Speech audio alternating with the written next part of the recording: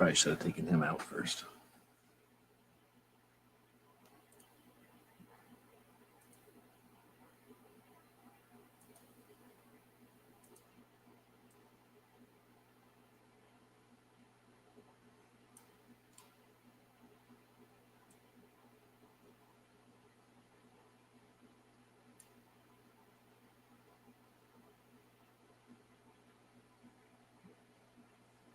Yeah, I was thinking I should have taken him out.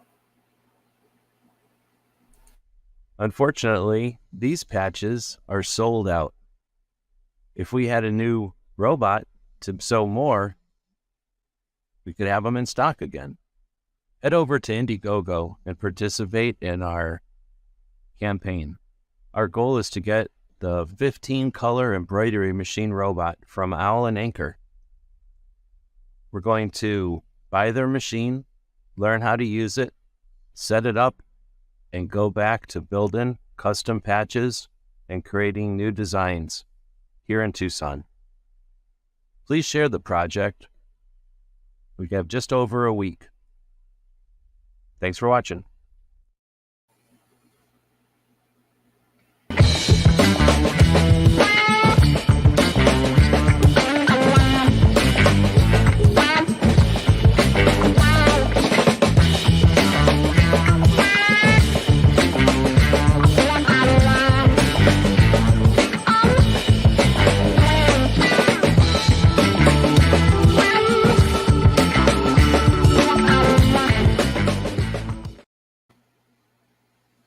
All right, so let's get some stuff accomplished here today. First off, we're going to go over to the main YouTube channel. We're going to go to the community tab. We can do this live. Let's, this dog is so tired. So tired. I wore him out. I wore this dog out 100% yesterday. Got up early in the morning, went up to Phoenix, walked around the rally with him, and this dog got petted by so many people. And then went over to a friend's house who has a new puppy, and then he played with a new puppy all evening. And now he's just been sleeping and sleeping and sleeping and sleeping. He's double sleeping. He's comatose sleeping. He gets up to eat and to drink water, and that's it. So I probably should have taken him OUT before the show, but I didn't. So it was poor planning on my part. He'll wake up here in a bit and freak out. But we'll have a break in the middle of the show where I take him outside. All right, till then, we'll move the co-host down to here because everybody's sick of seeing this puppy. I've been told by very highly paid people that no one wants to see a puppy on the internet. So we're going to go over to the YouTubes. Looks like we just posted about our Tumblr. We got a Tumblr out there. Somebody commenting on it. Diversification. Well said.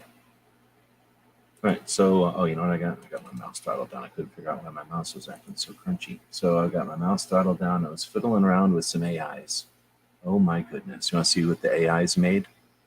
Let's take a quick look at what the AIs made. This has nothing to do with patches, but oh well. Highly paid people will tell me that I shouldn't talk about other things when I start a show, but I do anyway. So let's see. How do I find them? Here's one. We call this one the dog swimming.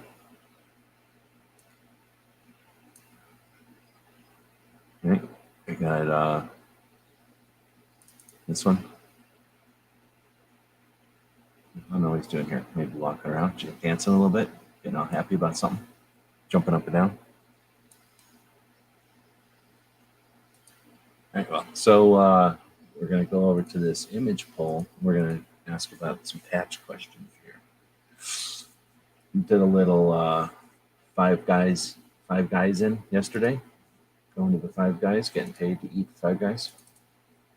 All right, we've got a couple of different patch options here. Let's go with the first option is this one. Then we'll go with the second option will be this one. And then the third option will be something like this one. All right. Which option do you like for a patch design?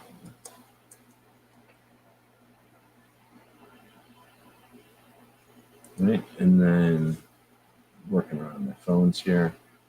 Why don't we take advantage of that opportunity to, I'm going to do this, open a new window. The description to this video, which I probably should have put in this video also, but the description of this video has all the links to everything in it.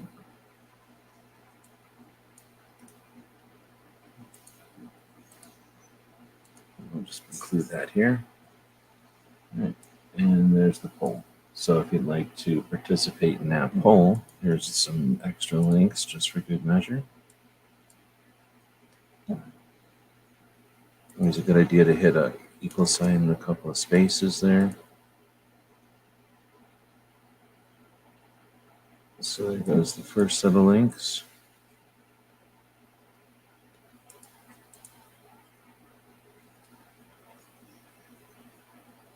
I wonder why that was having such problems getting out there. And then this will be the second set of links. Those are just to projects in general.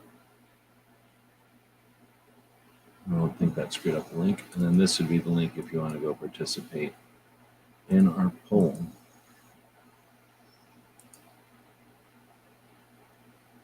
There we go. Nobody's participated yet, so I'll do a quick print screen. We'll drop the link here. Patch poll. All right, we'll do that. Okay, we'll do this. Then this. There you go. All right, so we took a print screen of this whole thing, and then we can go over to Instagrams. What's going on with my mouse? Go over to the Instagrams.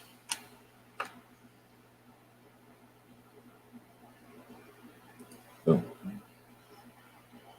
And we'll do a quick post over here.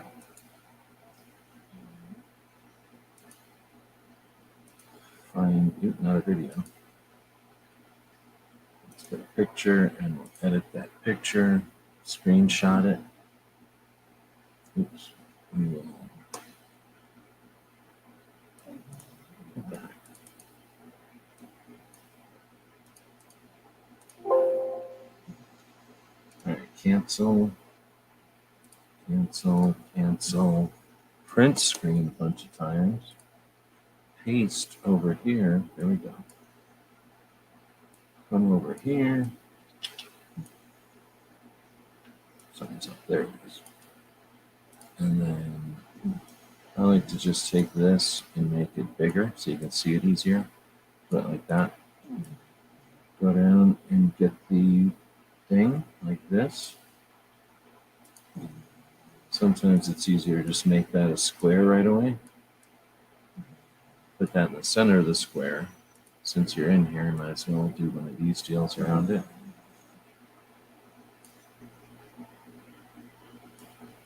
Right, and then since we're in here, might as well make it red.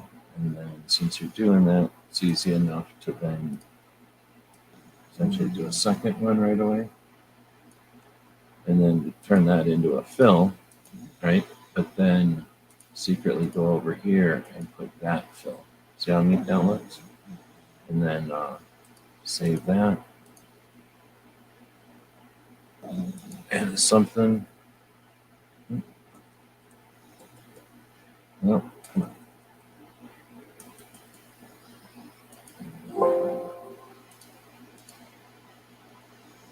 This. Where the Instagrams go? Go back to making this a deal. Get it to the right size so people can see it. Ask them the same thing as in the poll. Which get to. Wait, can I get to it? No. So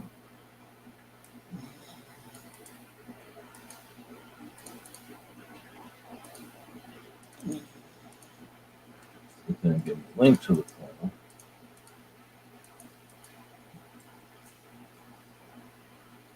And then what was it? I guess over here.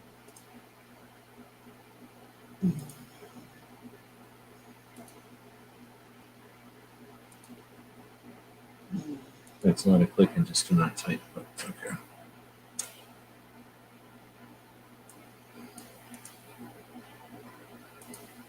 All right, get rid of that, and then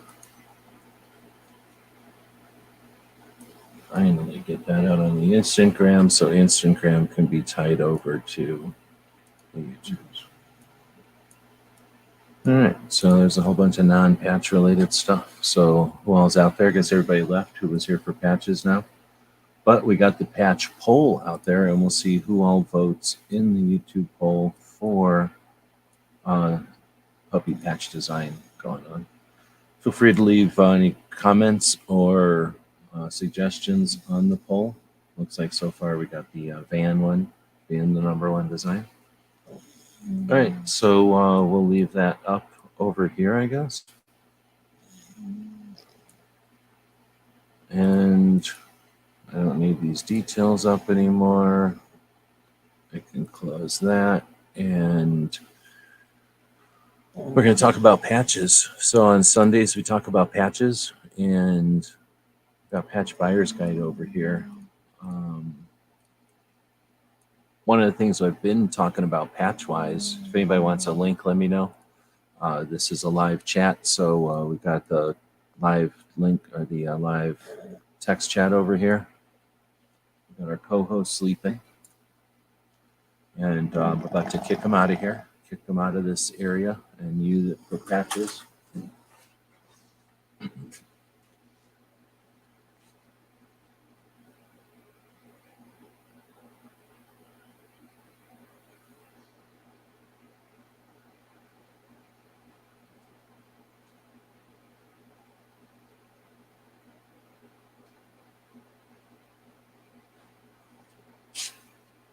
Oh, he's finally waking up. Look at that. The co-host woke up. Special alert. Co-host is not dead. He's not a stuffed animal. He's alive. All right. Well, you're about to get kicked out of here and pushed off of the table completely because I need it. You're in the way. You're not even helping. Nobody wants to see this. Everyone knows it. No one wants to see puppies on the internet. Let's get past you there. Turn this light on. Okay, you awake now? You awake? Try to pull that nose out of there. Nope. Nope. It ain't coming out. Nope. All right. So, ready to come down out of here? Got patch panels to put here. So, let's get you out of here.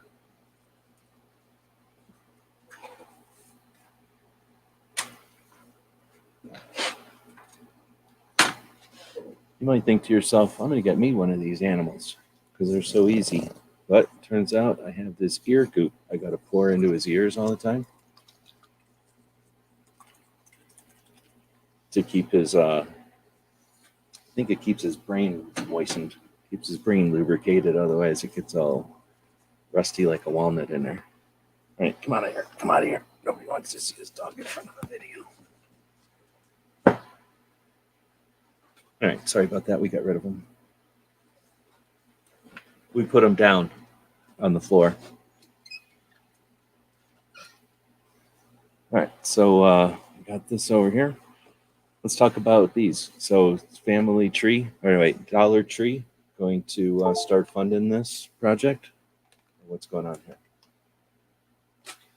These are welcome mats. The might be an inexpensive welcome mat to a lot of people because they cost $1.25.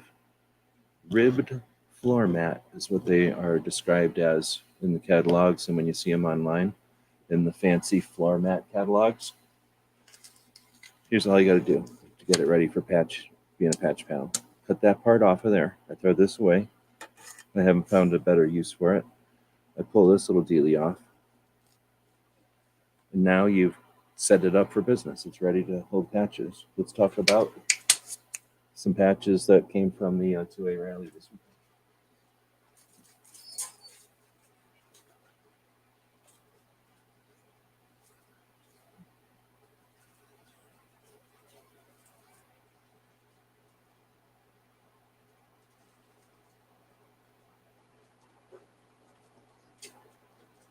Gun Owners of America, very cool people.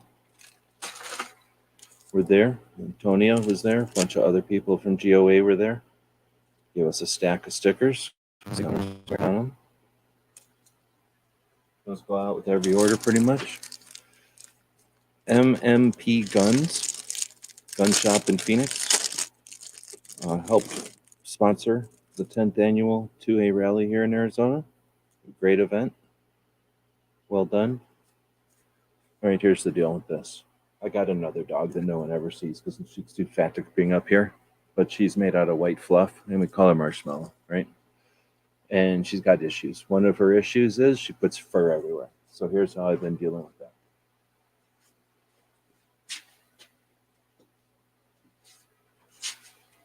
This is an adhesive tape. I pull out approximately as much as I need to get across the mat here. Then I put this down and I got that. I'll do this again. And then I have to do this a whole bunch of times to get all this fluff out of here.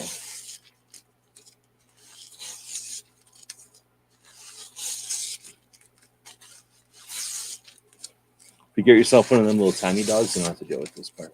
Oh, I guess I could be actually screen sharing instead of this. I don't know if anybody's saying anything out there. Oh, we should probably, well, we're going to do an after rally sesh, the kids would call it. So I got to schedule that, I guess. Why don't we schedule that real quick? Or I guess maybe I'll do that a little bit later.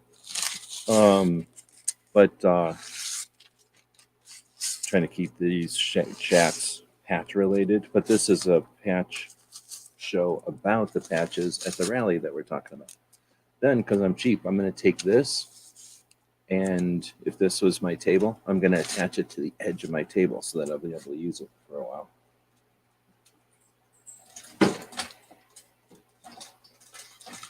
Instead of throwing that still good piece of tape away like a sucker.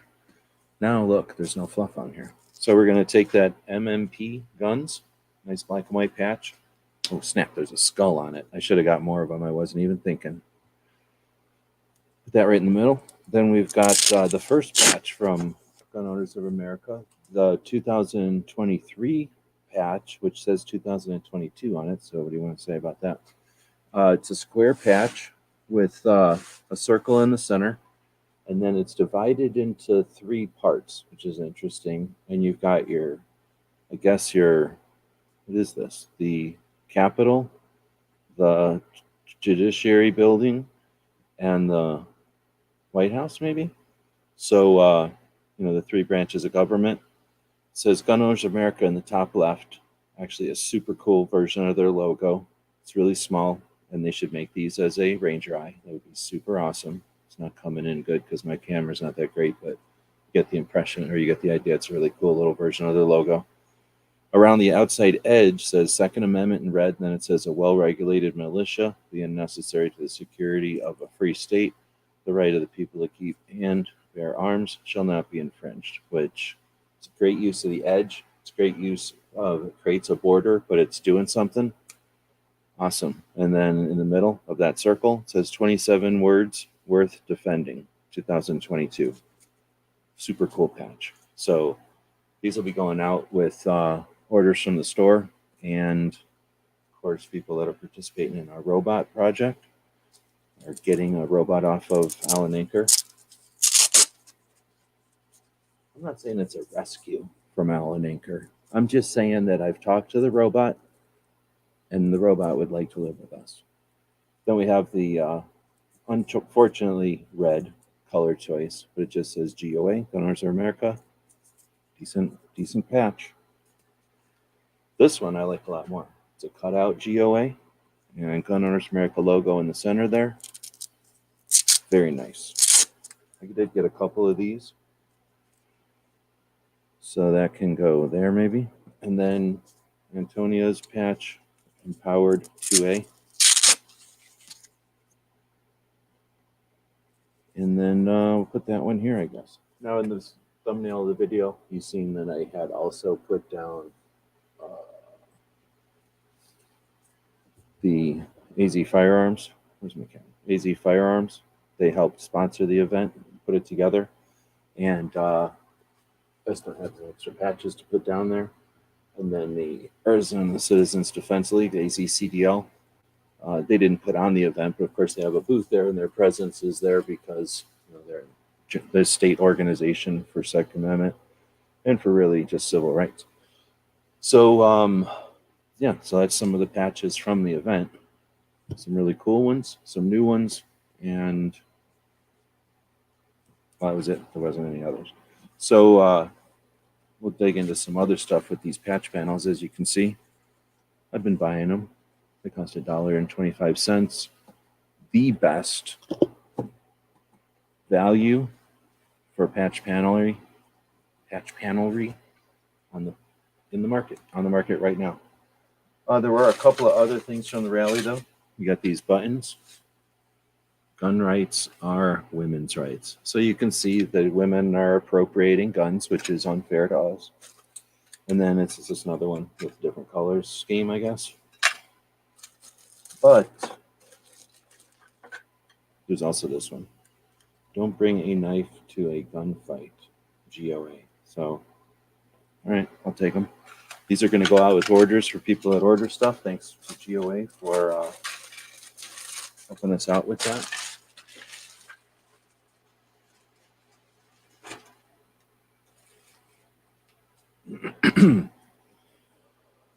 All right, so I think I'm going to, well, first let's answer some of these questions. We got some good questions. What's the link for the patch website? That's a good question. You mean the patch buyer's guide? I'll just put that one in here. Check out our campaign. What does this other one say? Oh, both of those are the same. So sorry about that. Here's the link for the patch website. It's called Patch Buyer's Guide, and it is patchbuyersguide.com. So it's pretty easy to remember, hopefully. And there's a link for it. Let's see. I'm going to go grab some patch panels. One of the reasons I bought some more is because I'm going to be separating some of my patch panels, and we can talk about patches. And I'll read some more of the comments here. I'm not trying to be rude. There's not that many comments. So I just want to read them all. Just 2 seconds.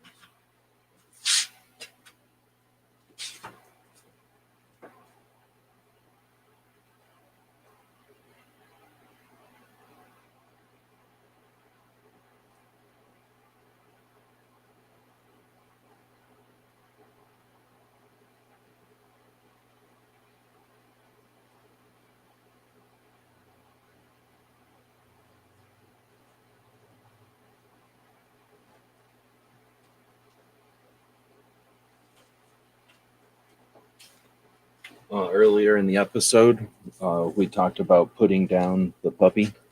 We had to put the puppy down earlier today, and I just wanted to come back. He's still down.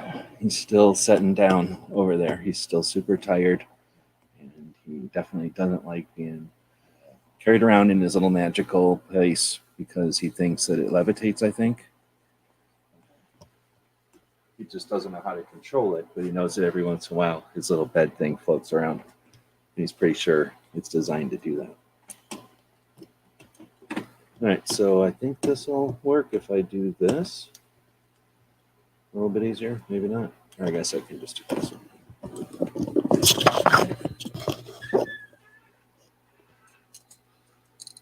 Okay, now we're talking. We're getting there. So as you can see, I had decided, because I had limited patch panels before I decided to invest heavily in these patch panels, I was trying to smash my orange patches together with my yellow patches. And I know that was a crazy move, but sometimes you gotta make crazy decisions when you're doing patch collecting. All right, so what we'll be doing right now is separating the yellows from the oranges to give me an orange panel, which is what I needed in the first place, and a separate yellow panel.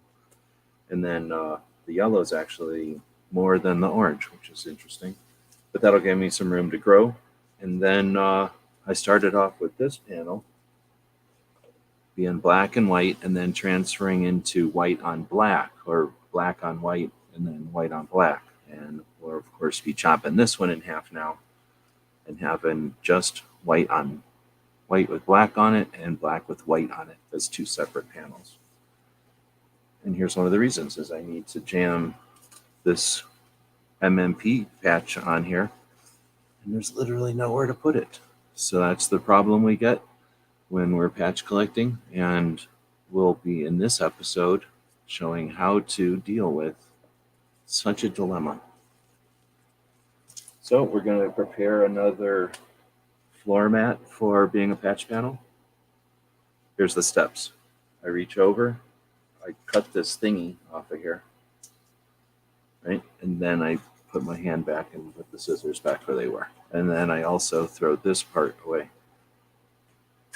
All right, that's the process, and now we're ready to get back into moving some patches around. So because of the ribbed situation here, the way that these things only have Velcro on portions of them, right?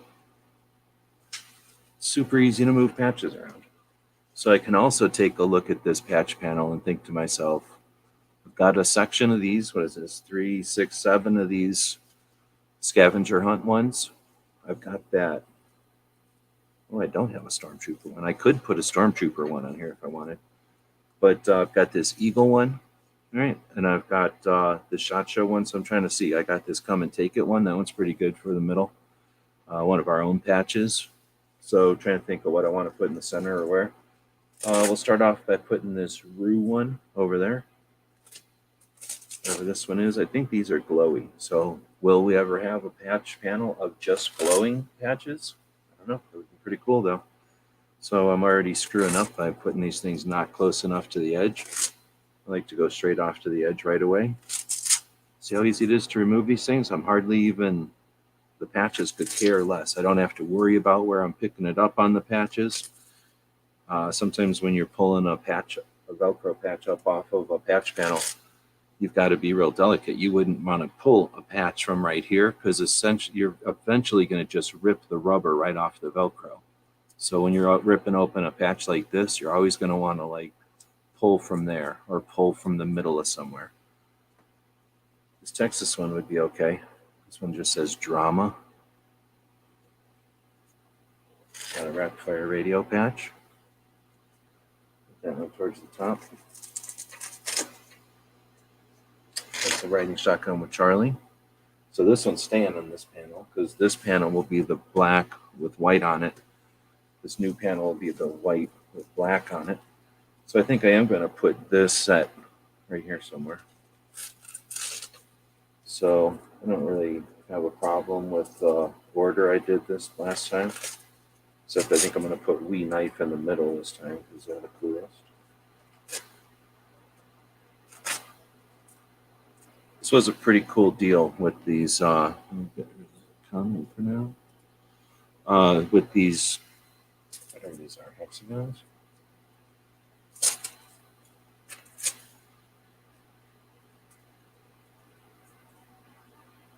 Samson, what did Samson have? I'm trying to remember what Samson does. DSM were cool, and then Mod Light were downstairs, also cool. So let's see. I'm calling this, here's the deal. How are you going to define this? This is black with white on it. It's a black edge with white on it, right? These are white with black on it. That's white with a black edge in it. These are white with a green edge. This is a black. So this one's pretty tough to choose. I'm going to stick it here because I need more on this panel. But I could easily swap that either way. Or get two of these and put one on each. And I should have two of these. This was a very common patch that year.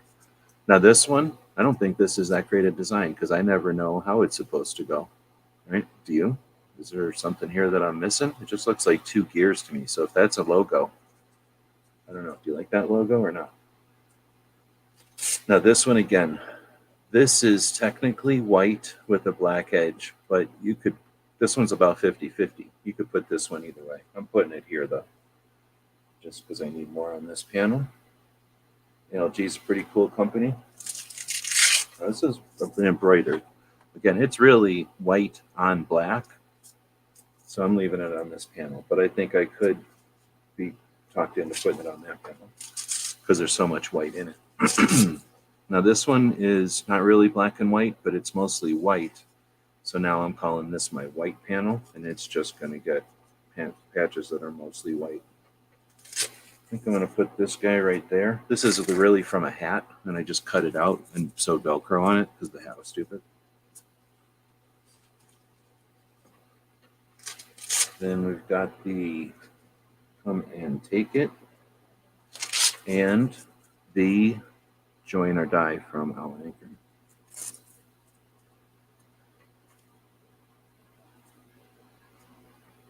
Right, I guess I'll put the FUD free zone here in the center. And, what would you call this one? White with black on it. I'm calling it white with black and then white on it. So putting that one in here too. All right, and now I've created a panel with black with white on it, which are pretty crammed together. If I really wanted to, I could smear these out, but I don't really care. I'm good with that. And then this now new panel of white is got plenty of room to grow. This one has plenty of room to grow.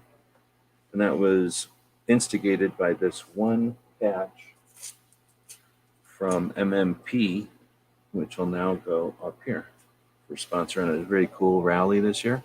Thanks for that. It's a gun shop up in Phoenix. All right.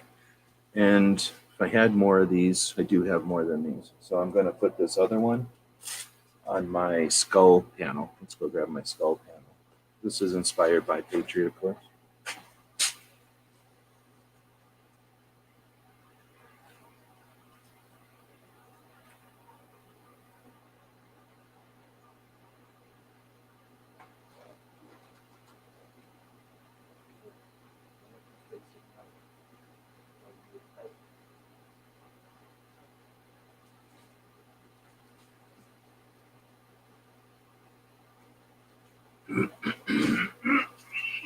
It's over here stretching. So this is the skull panel, again, inspired by Patriot. So a true skull, right, with some dual flintlocks back there. So I'm guessing M&P. Get it? Military police. So we're putting that down here. Should this Stormtrooper one be in this skull thing? I don't think so. It was always a bit of a lean or a reach, but I was running out of space on these other panels. Now that's not the case anymore. So this is a white patch for sure with black on it, even though there's quite a bit of black. But I'm going to go ahead and stick it there on my white panel. All right, so M&P, thanks for sponsoring the event.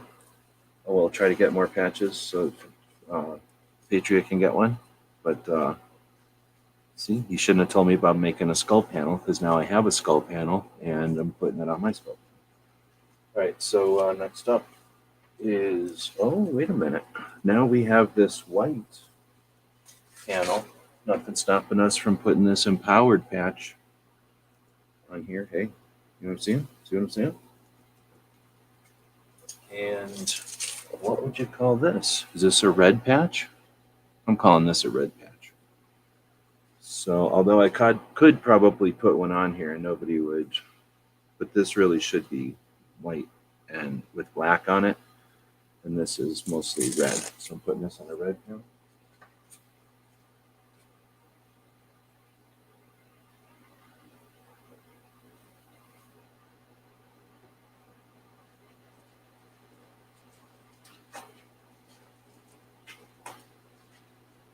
So I've been doing them by color, but then I also, if I have doubles, I put the doubles on other things. So getting that in there, I think that one fits pretty good on this red panel.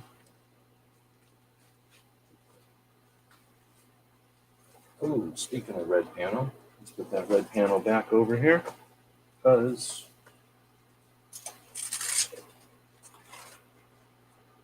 we've got this GOA one, a new GOA one. We've put that there, right?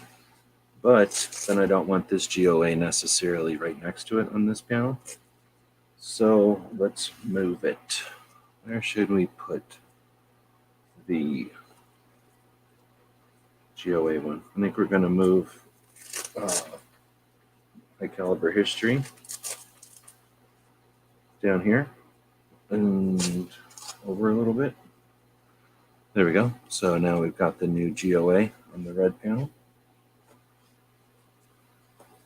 Right. So this, imagine, should go on the blue panel. It's pretty much blue. So we'll grab a blue panel real quick.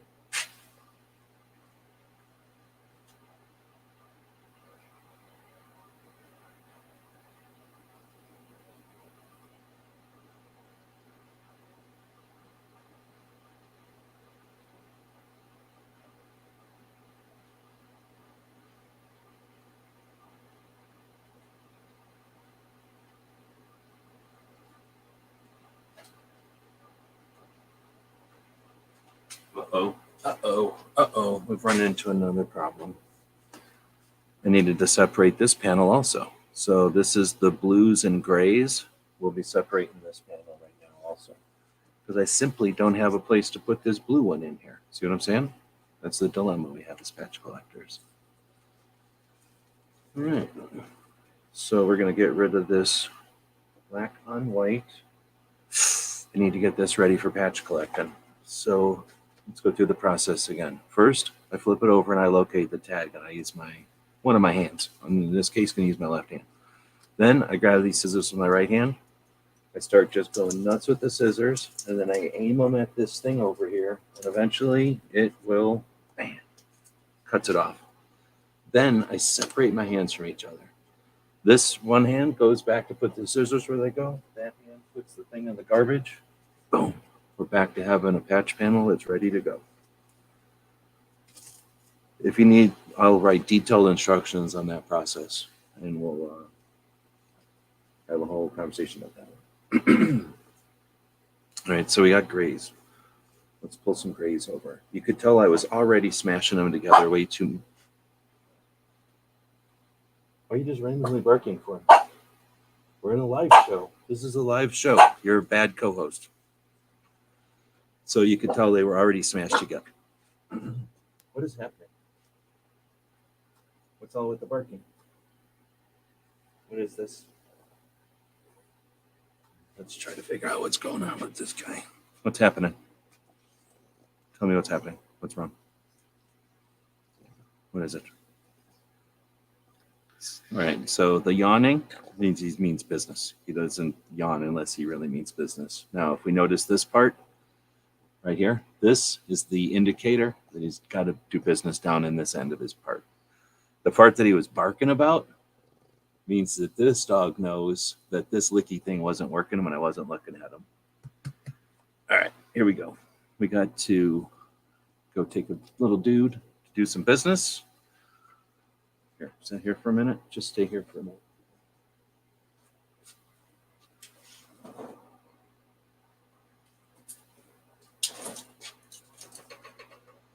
Calm down. Hey, I thought you were standing over here. All right.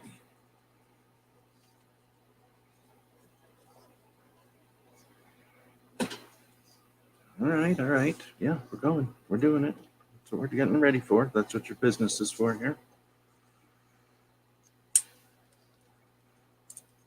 I do this so that the various raptors and hawks and stuff don't grab him when he's out there. Think of him as a little treat. All right, so we're going outside. It'll take a minute. You can look at these patches. If you have any questions about them, feel free to ask. We'll do a quick commercial here for the store. I wish there was a way to stack some commercials so that you could watch commercials for a couple minutes while we go outside and do some snooping around, maybe do a little business.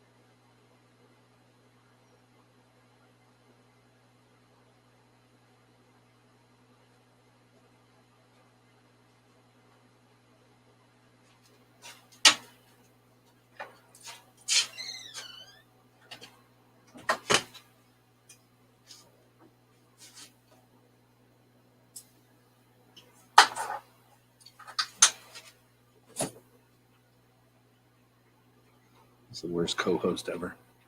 So looking for a new co-host. If anybody wants to co-host the show, if you want a link, let me know. All right.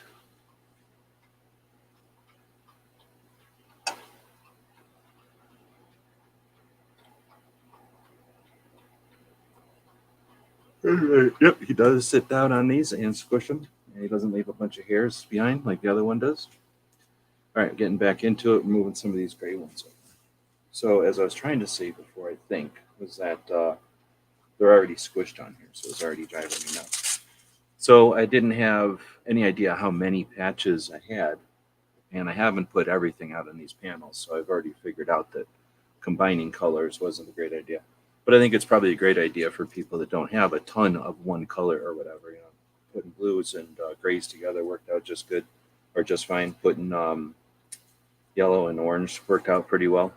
So these are going to be the grays. I'm going to be bringing the grays over. Actually, I kind of like this. These things have a rounded corner.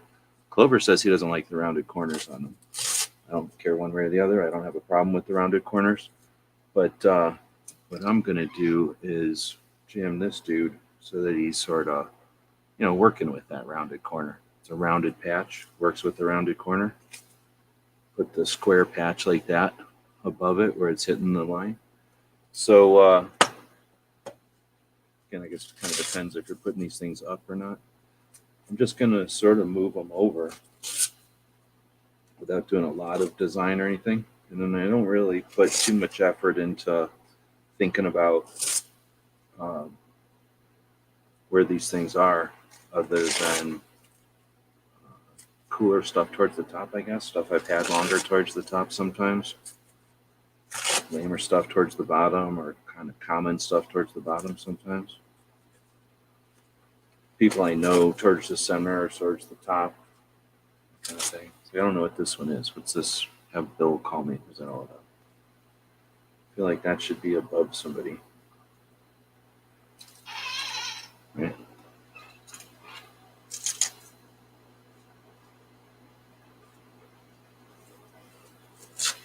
This one was pretty cool from Dead Air this year.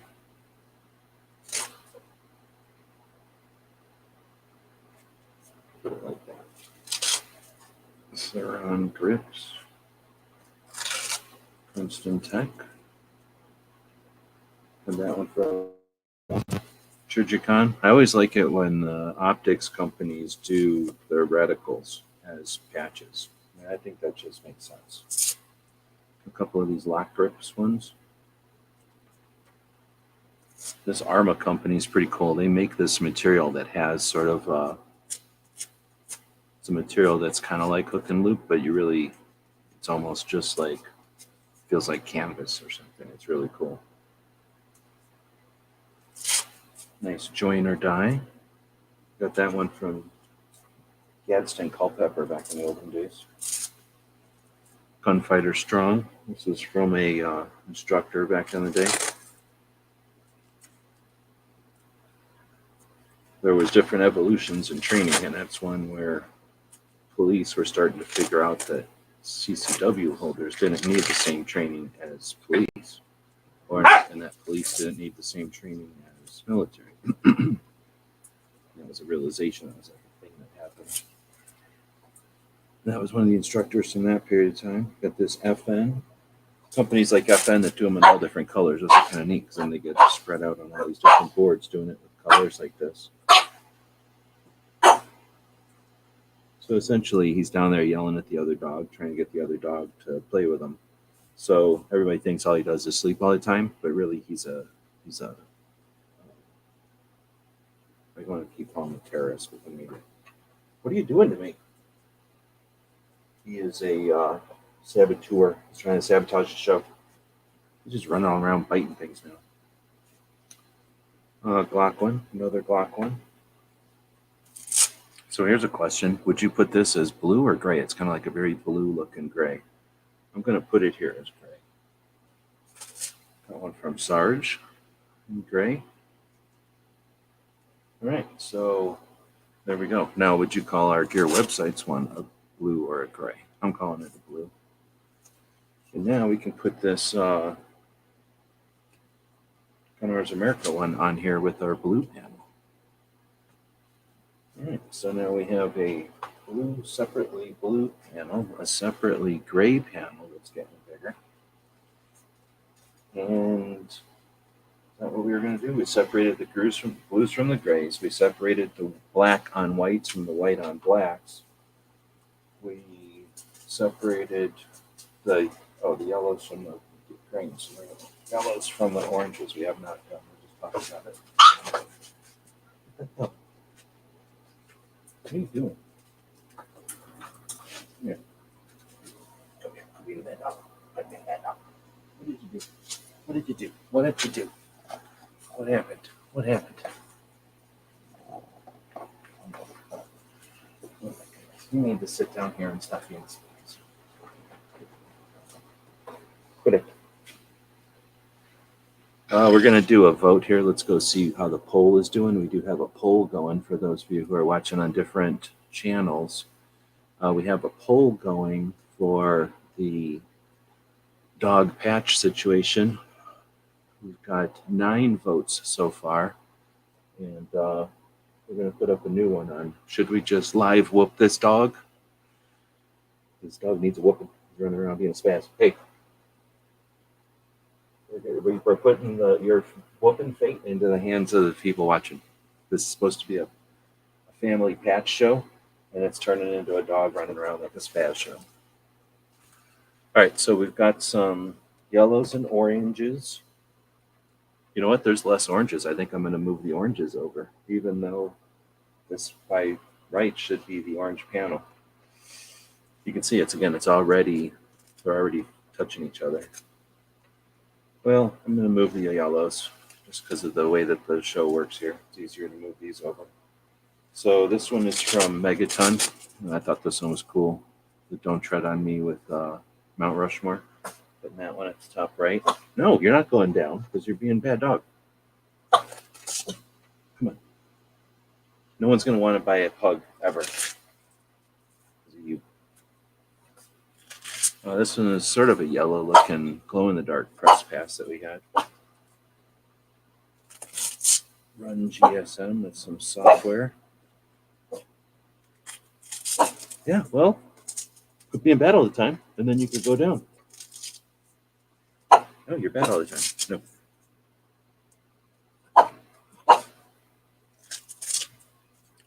A lot of people use background when they're doing something like this. I like to just have really bad co-hosts bark all the time.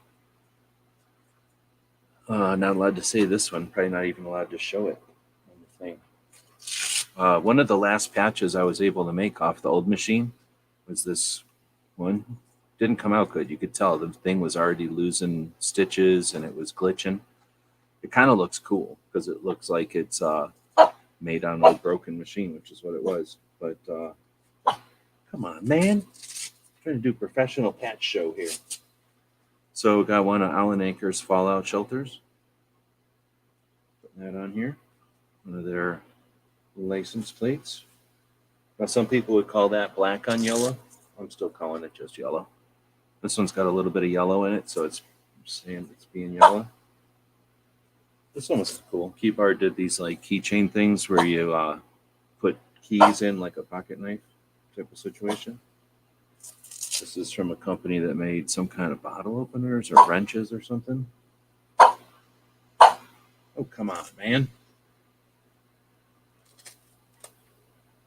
I was going to have an affiliate link for pugs, but I don't think anybody's going to want to buy a pug anymore. Got a couple of different Fluster Cluck patches. This was the original, and now this is the larger, bigger one. Both yellow. One from Red October. Is he calling this orange or yellow? I'm calling it yellow. Then I can't remember what this one is, but I dig it. I don't remember what it was though. One of Allen Anchor's half around patches. And I forget what unit this was, but I always like that one. I should probably put this on my shit. Should I put this on this? Hey, what are you doing, man? What is this? What is going on? I was licking things. I wonder if this should go on the skull panel. I'm leaving it on the yellow, but I could be talked into putting that on the skull one. Public landowner, I dig that one a lot. They make a thumbnail. They make a Ranger eye of that one now too. Rapid Com, I always thought that was a cool patch. I think they're just imported stuff, but I'm not sure. And then Gun Tech. Imported stuff, known them for years, and they're supporting armed arms room radio in Florida. All right, and then we get to this one, this 2A or SoCal2A.com. This is a brown patch with yellow. It's probably something sports, but it's interesting. You don't see too many brown patches ever. Putting that one right sort of in the middle. Now this one says Texas Gun Shop, and it could be gray. I mean, I could put this on my gray panel, but there's so much yellow in that state of Texas that I'm putting it in here on the yellow panel. So that's the yellow panel, an impressive yellow panel. I really, really like. I don't like yellow patches that much, but they do look cool on black or whatever. Then there's the orange, and look how few orange patches I have. What is up with that? So I definitely need to add some stuff to this. I'm going to do that right now. Quit barking.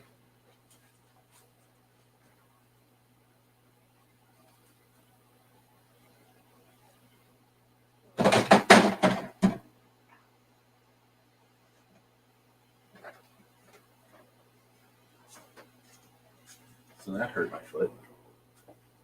Dropped a bunch of patches out of my foot.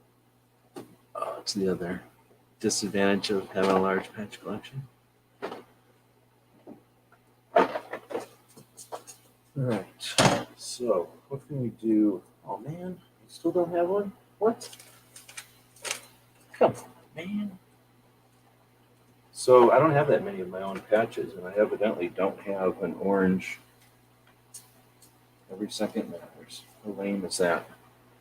But I do have a yellow one. So where did that yellow panel go? On the yellow panel,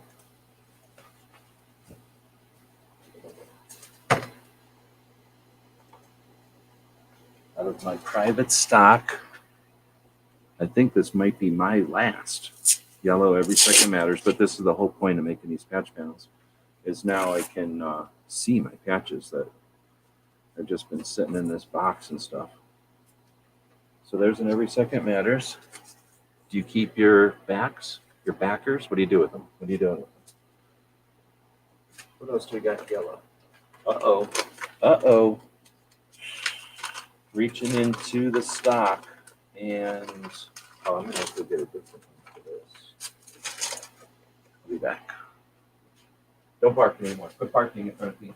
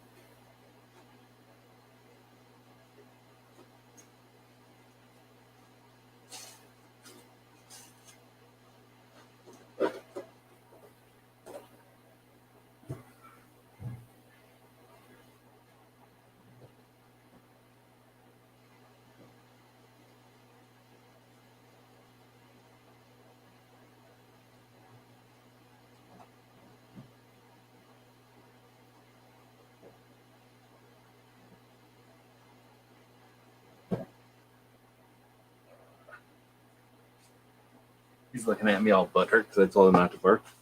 I think he's taking it personally. So, yeah, got a couple of other ones to add to this yellow I forgot about. Anybody remember these? How many people have one of these?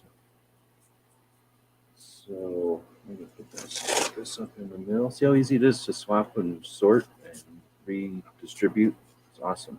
It's not hurting them at all. I don't even know what X-Tech is, so I'm getting rid of X-Tech. Moving that over. Got room for another rain dry. Get this key bar one up. It's kind of like puzzling or scrapbooking or something. It's very therapeutic. Very therapeutic. All right, so that's the yellow panel. Do I have any other orange ones? I feel like I should put one of these clover orange ones on the orange panel. All right, I'm messing things up here. So put this under here.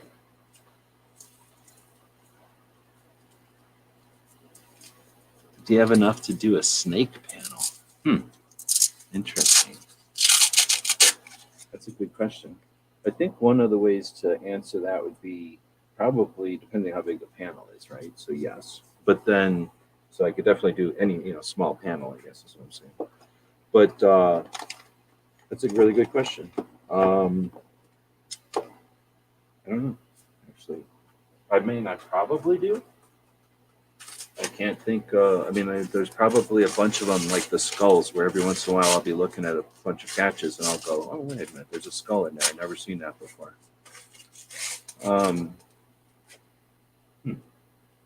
If you think about all the ones that are these coiled snakes from the Gadsden flag, I mean, I probably got a ton of those in different places.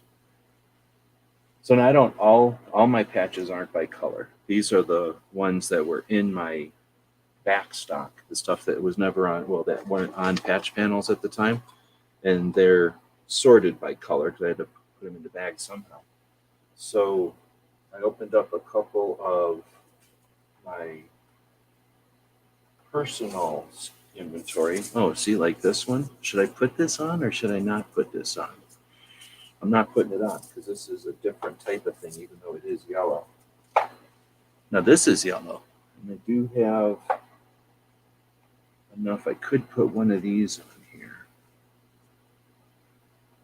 That is a way to keep them around. So I think I will put one of these on here. Stick that there. I'll move this up. That over. I'm telling you, it's pretty fun to think about putting your patches on one of these things. They're so easy to sort them out or whatever. All right, there's that one. There's the yellow one's up to date again. Now I'm looking through this box, and I need to put something on the red panel. And I'm wondering if the red panel is... Red panel's pretty full, so I don't think I'm getting it on the red panel. The green panel is pretty full.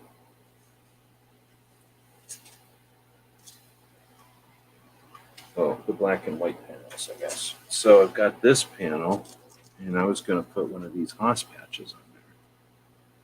So it'll fit right there. This is a white one, and I think I'm going to count this as a white patch because it is a white patch from AZ Firearms. And when I had them all jammed together with the black ones, it just wasn't fitting on there. Now, where do you put a Liberty doll? In the yellow? I mean, it's technically white, but it's pretty yellow, so I'm putting it under yellow.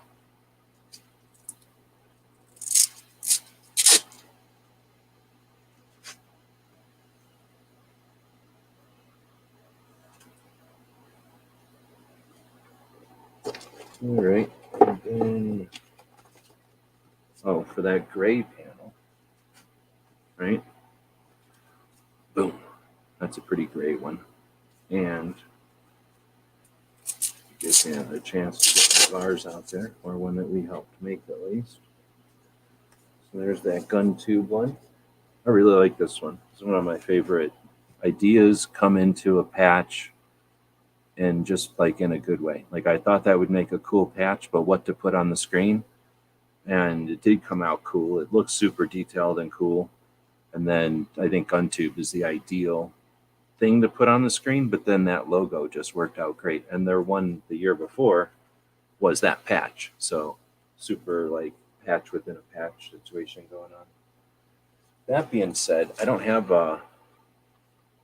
one of those on this panel, and that means my stupid red panel is going to have to turn into white with red on it, and then other colors with red in them, because look how many of these are white with red on it. That means I need a whole nother red panel. It's lame. Red's the dumbest color. I don't even try to collect red patches. That just happens. All right, so we got a bunch of them into the gray. Oh, I was going to do, where's the black and white one?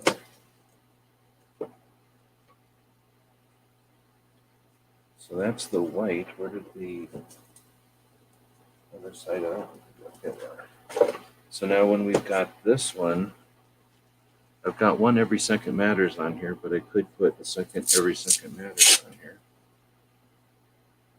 Put that up at the top. There's the one version, a second version, a third version. I could put them together like this. I don't remember. I guess I got my cheat sheet up on the wall here. This was the first one.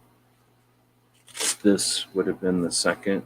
So this is 2014. This is 2015. And this is 2016. Boom. So there's the three different kinds of every second matters. Now, here's another question mark. Green or white? So I'm going to put it on my white panel,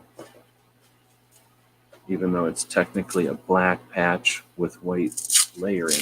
It's mostly white. So that gets us another white one. But we've actually got quite a bit of white and green going on here already.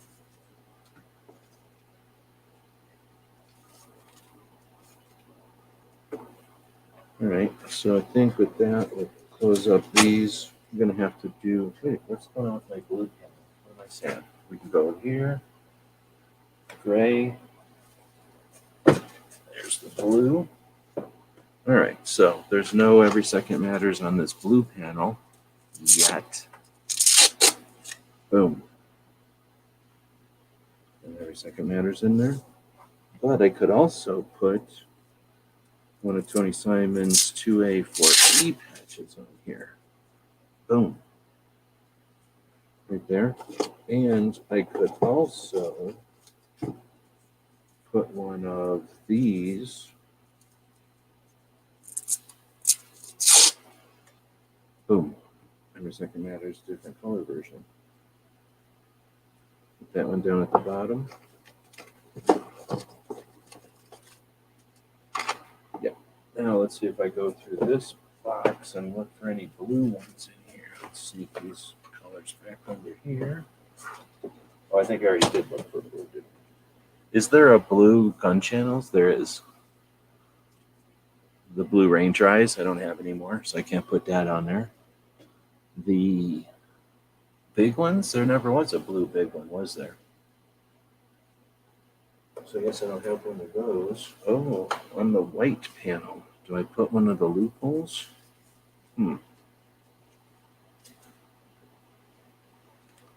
There's room for it, but I don't have any more loopholes left. But do I want to look at the loophole or not look at the loophole? I guess that's the question. I also have a patch panel going. Oh, wait, I'm going to have loopholes out there, I think. I think I'm going to put the loophole on here, but I might regret it later. I don't have enough of these to go on every panel. So we'll put that loophole up at the corner. That's from the 2016 tour. This is a white patch. If I ever seen one, so I guess that's going on here. I guess this panel is becoming white, period, not just white with black on it. Put that up there. Move that over. That gets kicked down a little bit. Move him over to the edge. Put that stormtrooper there. The boss there. Put the stormtrooper there. Oh, that works like it was supposed to. Put this up there. And then that eagle right next to Texas, they can probably handle an eagle right next to them. Pull that down just a hair, get that rapid fire in there. Boom. See? Changes all the time. Pretty neat. All right, so was that the only other white one I was going to put in here? I could put a set of Vans on here, but I need to make it all my patch. This one is black with white on it, so I'm going to put that here. That's from a canine bag that I had where you can label all the different things in the different places. All right, so the blue panel can get one of the chairs against the wall.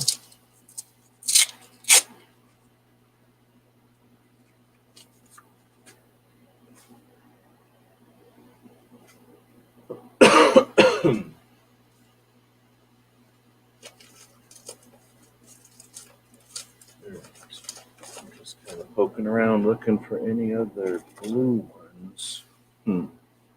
Where to put one of these? Right there? Kind of red. There's more red than there is any other color.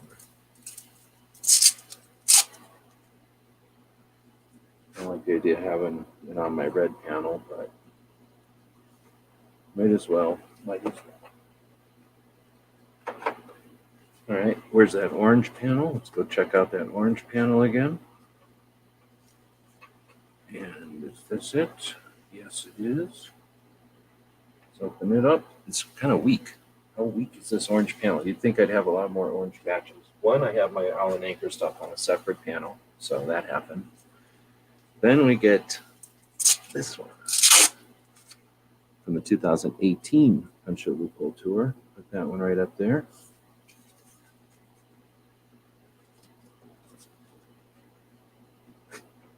There was definitely an orange gun channels, but I don't have an extra one. Oh, I might actually. Shit. Hold on. I might have an extra one. Pink gives me gun channels patches once in a while. And I don't have a pink panel. I could probably put together a pink panel too, now that I'm thinking about it.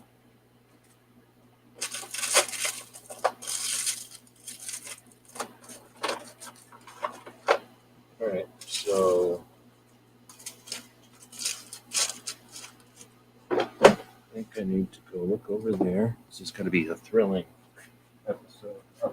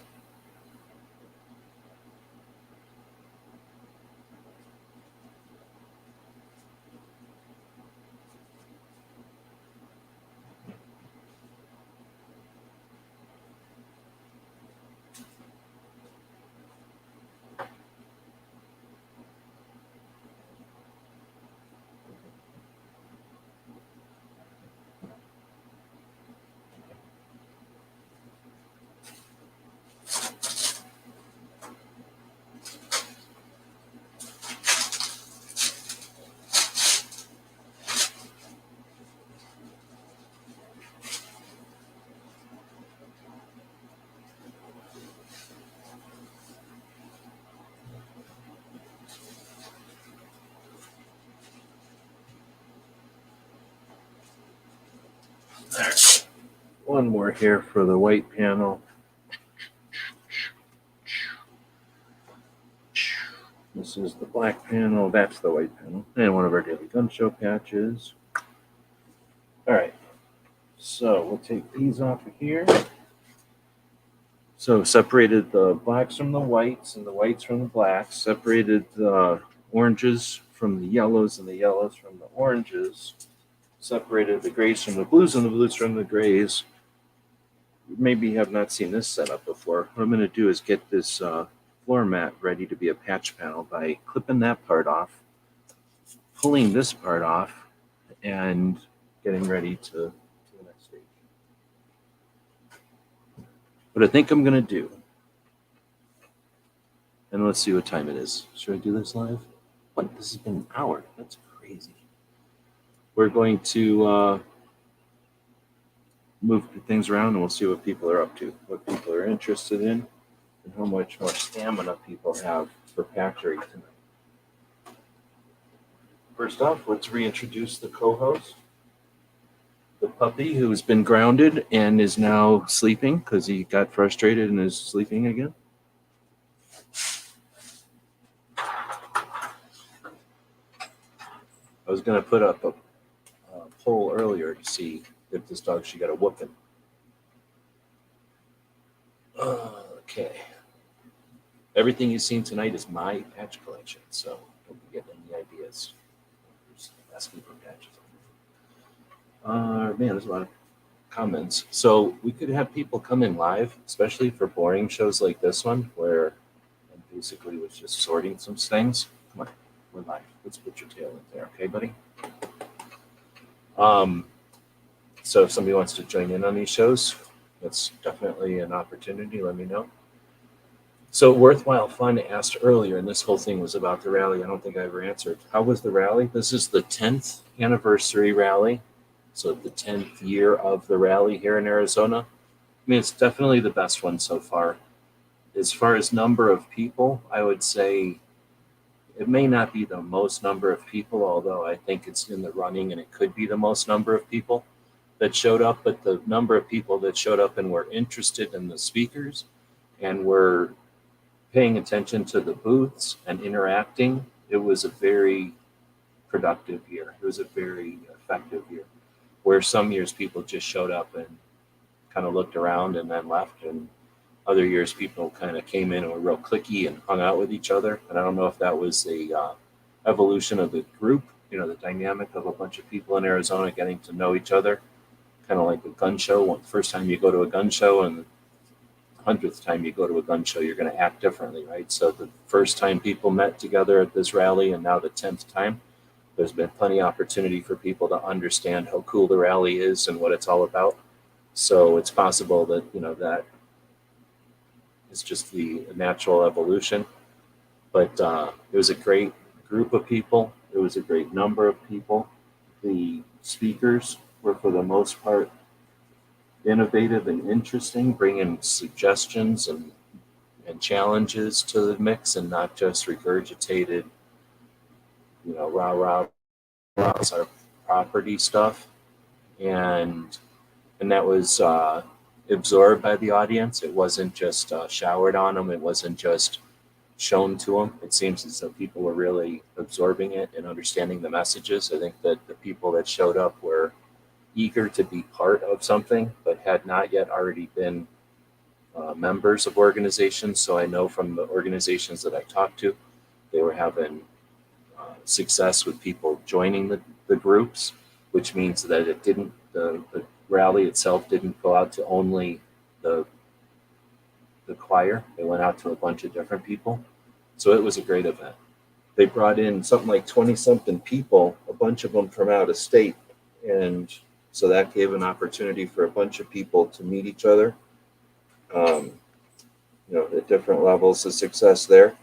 And then, again, for people to experience a lot of different perspectives and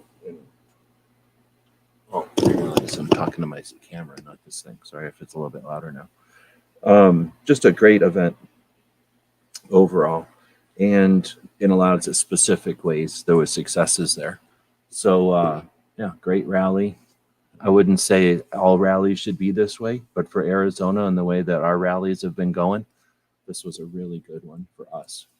And since we had people that were experiencing it, like Tony Simon and Ron and Mary, other people that came in from out of town to experience it, it was useful there too for them to both get experience of what our it was said. Tony said festival. It's more of a festival than a rally. It's more of a fun event than a political event, and it's more of an educational opportunity than it is any kind of political rally. So it is a different type of situation. So the people that travel get to give us their insight, but also they get to experience it. So much success. So much success. I'd like to take credit for it, but it's the Riders USA that put it on, Cheryl Todd and Gun Freedom Radio, who organize the speakers and stuff, and then the facilitation is all the volunteers that show up and do it. It's a great collaborative event, and to see successes like that year after year are inspirational for the people that have an interest in becoming part of it, or being either part of the infrastructure or participating in the events. So super good event. Thanks for asking. I think next year they need to bring people in from Missouri, maybe. One of my only complaints is that one of the brochures, do I have the brochure set here? Has pictures of Rhonda Mary, which is fine, but she's not from Arizona. So I'm like, come on, can't find people from Arizona to have in our brochure. So I like the idea that people are showing up from other states, but nothing wrong with promoting the people in Arizona too. So let's see. What's the link for the patch website? I posted that a bit ago. So we have the gearwebsites.com, of course, if you want to buy some patches. We have a campaign going right now for a robot sewing machine.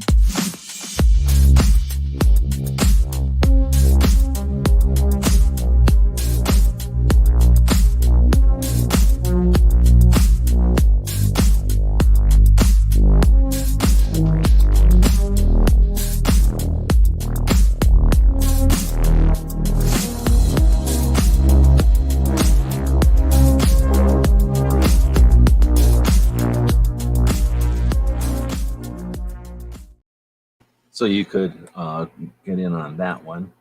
But otherwise, we have the Patch Buyer's Guide, which is a project that I put together for people who are interested in the concept of patches or possibly getting into collecting. So for the introduction, right? But then also for patch collectors who think they know everything and think they've already figured it all out. Well, they don't know nothing. So it's to open their eyes about all that stuff. All right, so sorry, got a lot of comments in here. Again, if I had a decent co-host, I'm not blaming this co-host. We all know that this co-host isn't even trying, but even if he was trying, he'd be trying his hardest, right? And he just wouldn't be as good as a person co-host because he spends all his time being soft and cuddly and running around getting petted. Did I mention this dog got petted by so many people yesterday? So many. He doesn't even realize he's being petted right now because he's still living in the millions of pettings he got yesterday. Literally millions of pettings. Here's what this dog would hear. Do, do, do, do. I have a pug at home. Rub the pug, right? Rubbing the pug. And then after a day of all of that, we went over to our friend's house, who he hasn't been able to go over because he's got the cough. But now his cough is over, so we went over to his friend's house, and they got a new baby puppy who is younger than this dog, but bigger than this dog, if that makes sense. And it's a corgi puppy. So this dog has got so much playing in him and so much rubbing in him that he's a useless co-host. So if you'd like to co-host, feel free. Let me know. Have I added grommets to any of the patch panels yet? No. Do I blame the co-host for this? Yeah, of course, because if he wasn't doing bad things or being bad, then I would have had time to go outside and push those grommets through there. Got them from Harbor Freight, but I have looked for grommets at Walmart and at the dollar stores I've gone to, and I have not found any. So I am looking for some new grommets because I have tiny little grommets that are useless for this project, and then I've got these giant grommets from Harbor Freight. And honestly, I think they cost too much. So I'm looking for cheaper grommets or a DIY grommet maker. I'm looking to make my own grommets. Robert's saying, hey, from Ohio. Welcome. Sorry to hear about the situation there. Hopefully it gets rectified as soon as possible. Let's see. Asking about guns. Well, this is the Patch Show, so I wouldn't have answers on that particular question anyway, but I'm sure lots of people out there pay attention to that kind of stuff and would answer your question for you. Any venom patches? So I don't know what venom means. You mean like the Spider-Man dude? Or is there a gun called a Venom that I'm forgetting that I don't know about? But do I have any venom patches? I'm almost positive I have at least one, but I can't remember what it was. If it was a model of something, or if it was a suppressor? That doesn't sound right. I forget what it was. It might have been a knife or something, and I may be thinking of a sticker now that I'm thinking about it more. But I do believe I had something called Venom at one point, but I don't know what it is, and I don't know where it is. As I continue to go through the collection, though, yeah, I'm still going through the collection. Did you see the way he looked at me when I said as I continue to go through the collection? I think he thought I was done looking at patches or something. Like, oh, you still into that patch hobby? Oh, you still like them patches? Look how tired he is. He's so tired. He's got his head flopping out the outside onto the laptop. It's disrespectful. Thanks. This has been a long time collecting, and I really am liking these $1.25 floor mats that are just working great as patch things. Essentially, scroll over here a little bit. Use your fingers and just scroll over here. You end up with a stack of them. Now, this isn't all of them, but this is the ones that we just went through right now, right? We've got the yellow and orange and the gray and the blue and the black and the white and the white and the black. And then the skull ones, the red one, maybe a couple of others. And it's just so easy to flip through them. I'm really, really digging them. They're narrow and small enough to not be too bulky, but they're also solid enough to support the patches. Yeah, it's pretty good. That was back when he was barking. Remember when he was barking? That's when he was being a spaz, and now he tired himself out being a spaz, and now he's sleeping again. He didn't do anything out there. All he did is go out there and sniff grass a bunch of times. So it was a complete false alarm. He's a bad co-host. All right. Thoughts on the 1911? Valentine's Day was the day that the patent was applied for. And on the 17th, the patent was given to him on Valentine's Day 1911. It was put in on the 17th in the year earlier, 1910. So my thoughts on the 1911 is February is 1911. What month? Pug lives matter. The only greatest. Oh, you're talking about the 1911. But Jordan is out there. Good evening. And everybody's talking about 1911. Phone is dying. Thanks for joining us. Probably not hearing that. Where to put that one, blue or gray? Was that the Gear Websites one?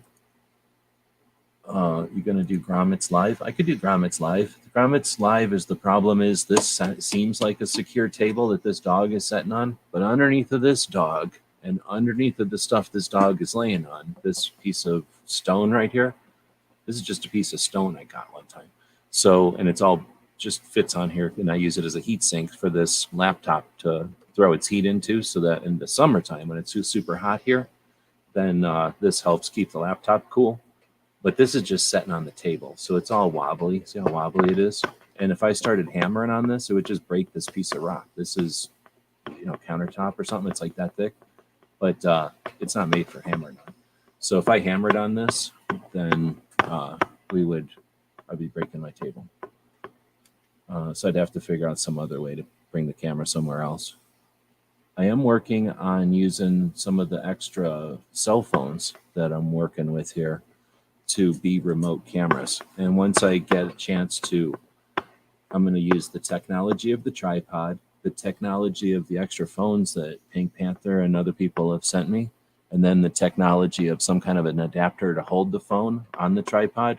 And I'm going to use that trifecta of technology to be another camera for this show potentially. Those panels do remind you of a doormat. Let's see. Anne Marie's out there. Good evening. Tony's out there. Bones are super expensive nowadays. Does anybody ever buy cow bones for these dogs?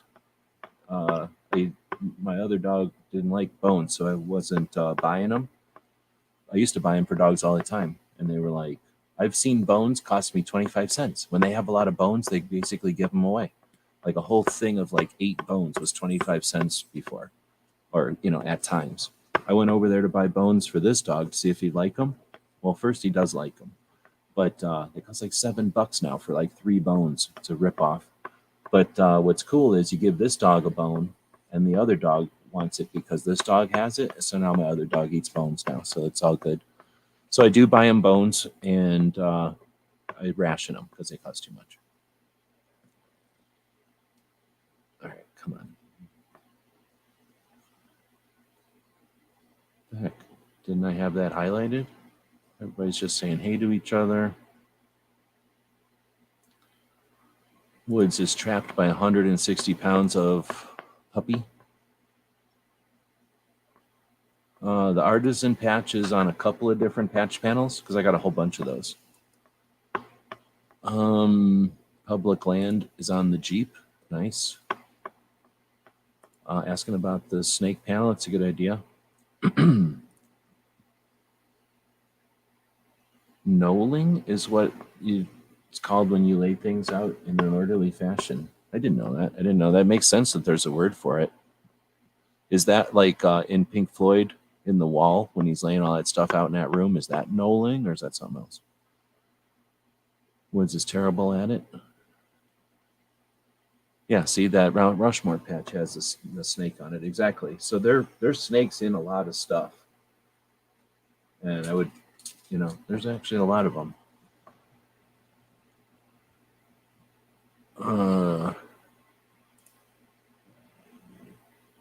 Living with 3 bears. Well, Goldilocks. Wait, no, she didn't like that. No, I haven't gotten any new ones. Can I send you the finish patch? No. You can make it with a blue marker. Come on, man. I got the flag patches off of YouTube one time. Not YouTube, off of eBay one time. And cheap, and then sewed Velcro on them. So originally I was using them to help organize my bayonet collection, but they were so cheap that I bought doubles and triples of everything, and then I've been selling them on the Gear website store for whatever people want them for collecting or for organizing. But I'm down to, I don't know if there are any more finished ones. All my flags, the store is just pegboard over here, and all the flags got pushed behind other things on the pegboard, so it's really difficult to know what flags are still there. They're not our number one seller, or our they're not ours. They're just flags we bought. So anyway, the answer to your question is no, I'm not sending you nothing. These are all from my patch. This is my patch collection.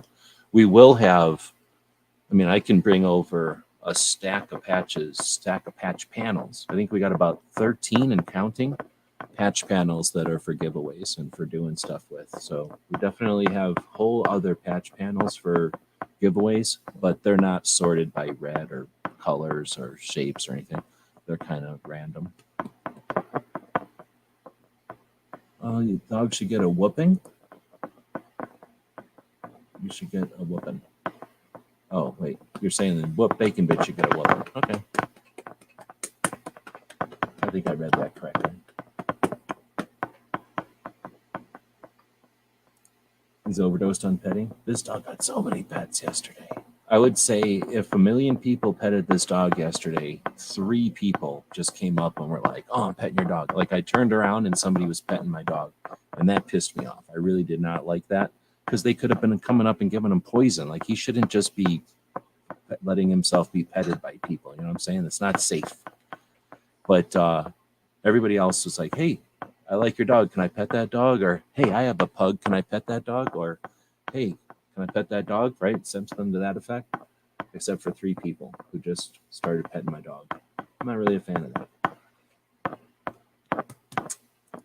This dog is everybody magnet. So if you like people, then get a pug and people will come up to you and start talking to you about your pug. If you're a narcissist, don't get a pug because people don't care about you. They care about your pug. Once they get can I pet your pug? Then I can go fuck off. I can go away and they would not care. I could just give them the leash and leave and they'd be like, oh my goodness. Oh my goodness. But for his sake, I don't do it because those people might feed him things that he doesn't want to eat. Tractor Supply. We don't have any Tractor Supplies. I mean, we do. We have 2 of them in Tucson, but they're not anywhere near me. So if there was one near me, I'd go to it more, but I don't go to one. I don't know if they're cheap either. I went to get Mellow cut at a Tractor Supply, I think, because it's way over there. But it seemed like it was one of those places that's expensive. I don't know. If there's like a 99-cent Tractor Supply, I'm in. Let's see. Been using the washable pee pads for the baby pup. I found it works great for patches, just the right amount of grippiness. Oh, really? Okay. They're actually for beds. Might be too big. Very interesting. No, I haven't seen that, but that's one of the reasons I like these is because of the characteristics of it. But the other reason I like it is because they're $1.25. Right. But then when I started having a bunch of them around, I'm also liking the form factor. Like I'm still going to make some kind of a big way to bundle them so I can carry them all around easier. But for somebody who isn't trying to put them in a stack like what I'm doing, who might just want them on their wall, what's 34 by 52? It's a weird size. 34. Oh, that is big. By 52. Dude, that would be cool though for like a wall. So if it's this material or something similar, and then you're putting it on the wall so you can go up and move your patches real easy, then that's a good tip. What do those things cost though? I mean, if they're like cheaper than a patch panel. Let's see. Always best to ask my bloodhound. I think it's probably dog people know enough to say, hey, can I pet your dog? It's the people that just don't have dogs, I guess, that just walk up and assume that you can just touch somebody's dog or whatever. I mean, he's not a bad dog, but, you know, these kind of dogs probably could be bad. I've known little dogs that just nip at people all the time. But, you know, I might cut it up, ordered some black fabric for it. Oh, interesting. People should ask to pet a dog, but they assume it's okay when it's not. They could potentially get bit. Yeah, well, exactly. I mean, they probably figure, oh, what could this dog even do to me? Because his mouth is so little. But it opens up like a Pac-Man. He's got a pretty big mouth. Look, he could bite me. He just tried to bite me right now. Everybody's seen it, and I got video evidence of it. If I rewind that, it looks like he bit me and I pushed my hand away from him. All right, well, we're an hour and a half in, and this was a fairly organic show today, where we were just going to move some patch panels around. We're kind of exploring what we're going to be doing with this patch show, but I am definitely incorporating these $1.25 patch panels into it. We'll be doing some more stuff. I just can't afford to do nothing but patches, but I can, or we could, if I had my embroidery machine. So we're trying to get this embroidery machine from Allen Anchor. If you don't know Allen Anchor, they are patch designers, graphic artists from, well, I was going to say California, but from the west coast of the west end of the United States. And for whatever reason, they're crazy. They're getting rid of their robot. And instead of leaving a patch robot in California to go wild, I figured I would adopt it. However, we need funds to adopt that patch robot. So we have a fundraiser going over at the Indiegogo. We're going to open up a link to that over here sometime, as soon as I find the link. There it is. And then that'll open up to our 37th project that we've done over here. Boom. We've got about 9 days left, 8 days left, 9 days left. We've got 23 backers. We need 140 to make this happen. Here's the deal. It's already a done deal, but we got to make it a deluxe done deal at this point. So there's some hurdles down here. First one was getting a new patch designed, and we're doing that. We already have this poll going over here that we'll continue to refresh. We'll ask the people in the project themselves which patch they prefer, and their votes will get weighed heavier than everybody else's. We'll ask our Patreons, and then we'll weigh their votes. And then we'll just keep asking people out on the different social platforms what they think. But we'll come up with a patch design for the puppies, and that'll get made. That's already happening. That's a done deal. So everybody who's involved in this project will get one of those. Then we're already to the point where we can pretty much do almost both of those. I just have to cover all the taxes and shipping and everything. But we're almost getting to the point where if I found a used machine like what I had before, we could do both the patches and a used machine. So we're already getting a used machine. If this keeps going, or as this keeps going, that used machine will turn into a new machine like what we had before. And then we'll have what we had before, and we'll be able to do everything we did before. Just slower, and it takes longer. I can only do so many patches in a day when I got to do one color and then another color, then another color and another color, mainly because it's not hard work. You just have to go in there and do it. So the orange color runs for 5 minutes, and you go in there and switch it. The blue color runs for 5 seconds, so you don't go anywhere. You just wait and then change it. And then you change it to green or something, and then that's going to run for 30 minutes. So you run it, walk away, you forget, you come back 40 minutes later, you change it to black, and that's going to run for 5 minutes. So you decide to wait there while it prints the black, and then it's all done. And then you put the next one in, you start with whatever the first color was, and then you decide to walk away or not. So it just becomes a real hassle and a time consuming, because the robot's not smart enough to change colors. So one of these fancy 15 color robots, they just go blue, red, whatever. So you set it in there and you walk away, set it and forget it. The robot does all the work. You walk back, an hour later, and all these patches are sitting there. You still got to turn them into patches. The robot's not perfect, but it does a bunch of the work for you. That means we're talking production runs, we're talking limited, small production runs, but we're talking production, we're talking new design, because before I had to change the color every time. So I wasn't going to make a design that had 12 color changes, because that would drive me nuts. It would take all day to make one patch. When the robot's changing colors, I can make designs that have 100 color changes, because what do I care?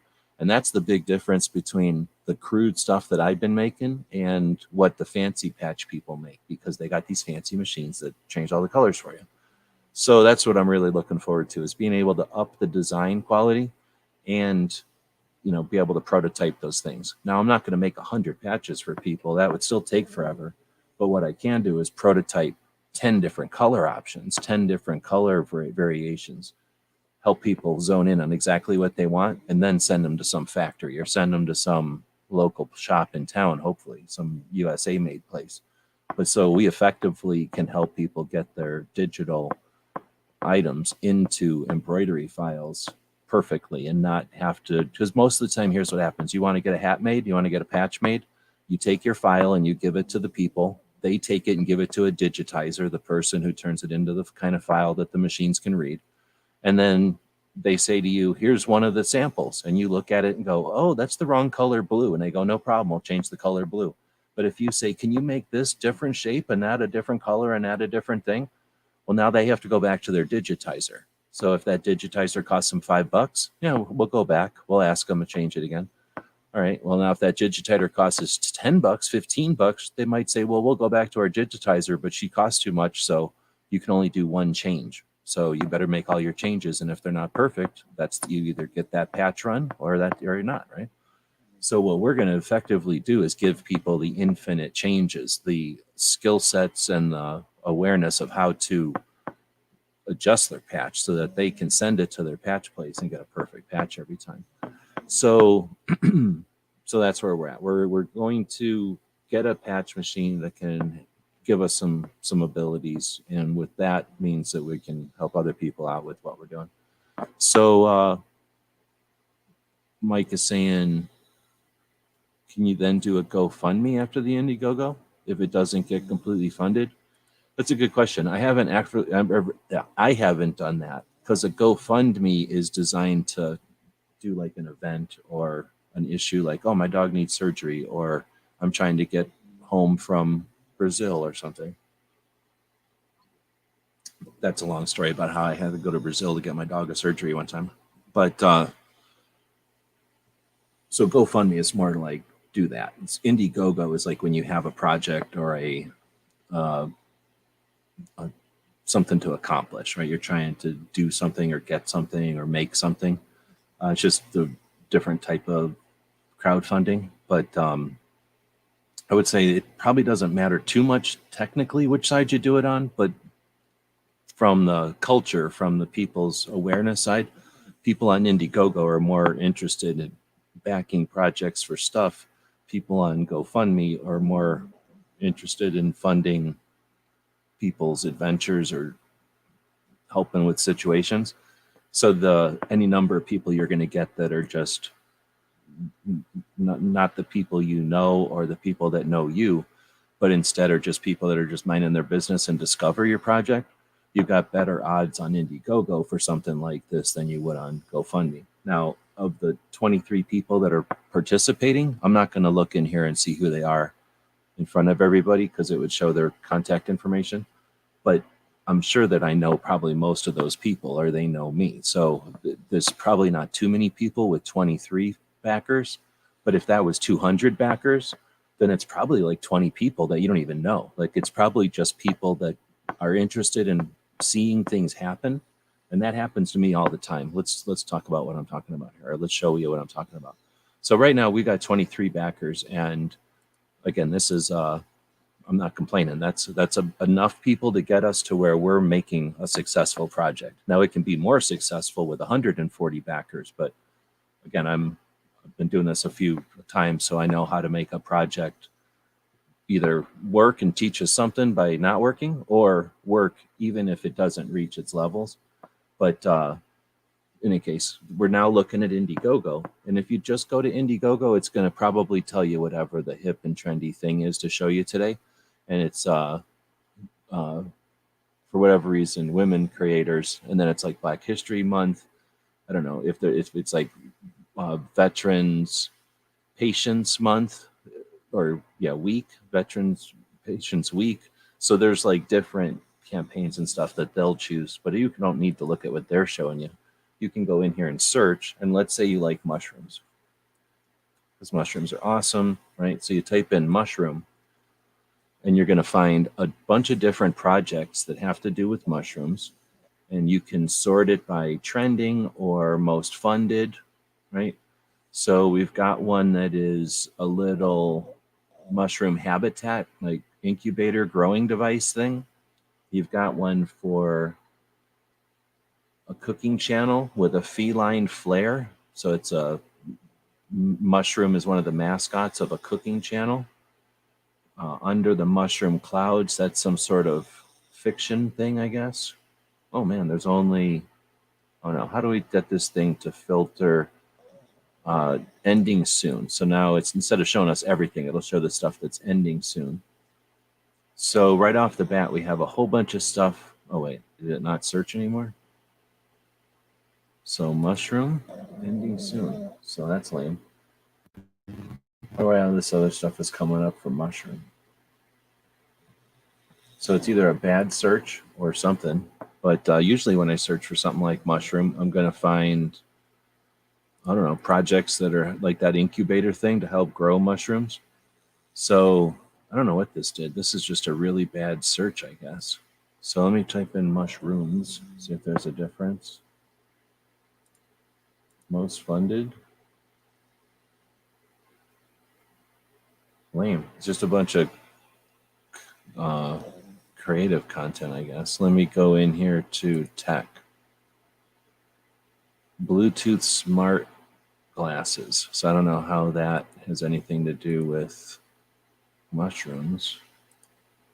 Wellness. Lame. So what else could we search for? How about pug? There's not going to be anything for pug. Dogs, maybe? Again, this is a platform for people that are creating projects. Well, and then as soon as I say that, here's somebody trying to get stuff for kidney projects. So that's the wrong platform for that kind of stuff. That's why it's not funded. I go into all categories. We get, it's like mostly content again. Interesting. Used to be a bunch of, maybe I'm on the wrong platform. It used to be a bunch of products. Oh, I'm going to search again. I'm hoping I have searching wrong.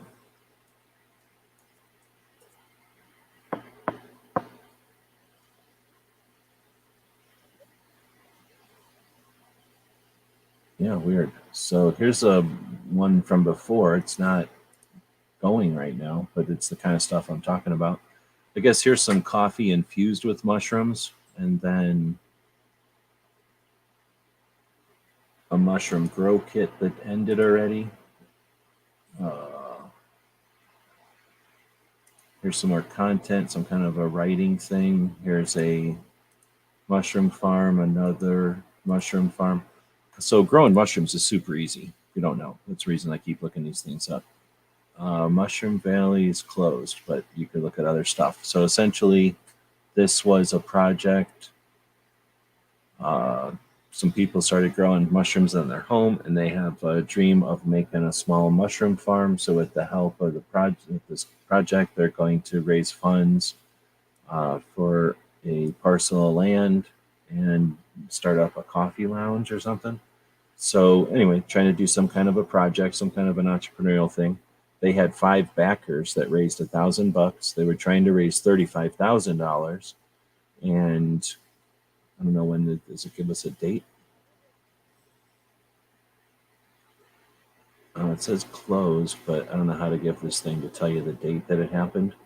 Um, they probably just didn't do well with getting the word out about it. This one is a mushroom grow kit that had 14 backers, got up to $781. They were trying to get $20,000, and this was to make a $10 kit. Well, that's not bad. And essentially, it's this what mushrooms look like when you're growing them. They look like a bunch of sawdust in a baggie, and then you either water them or leave them in the basement or something, or you do something, and then at some point they'll trigger and shoot a bunch of mushrooms out of there, and then you just cut the mushrooms off. It's super clean. It's super easy. When you're all done, you just throw that baggie of stuff outside. It's essentially fertilizer. Worst that happens is some more mushrooms grow out of it.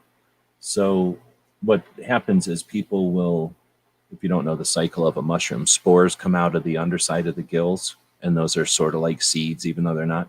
And then a mushroom, the real mushroom, grows underground in like a mass in that sawdust, and then it fruits. It shoots out the mushrooms that we eat, and it's pretty easy to make these things. They're super clean and super nutrient rich and everything. They're good food.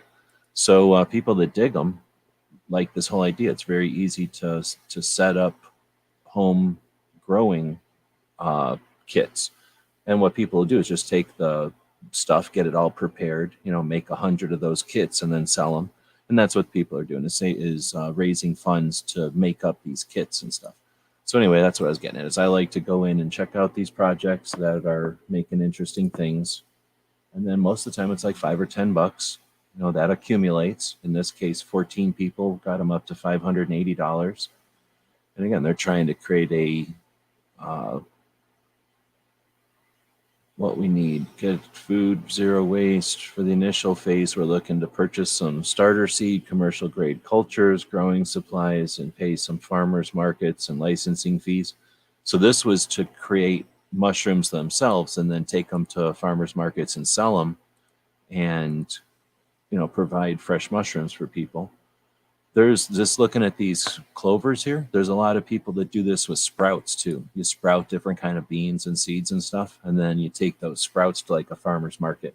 So people that have that knowledge or that ambition, are oftentimes trying to figure this out while they're doing something else part time, and or either way. And this is a way to venture capital. This is a way to provide venture capital to those kind of projects.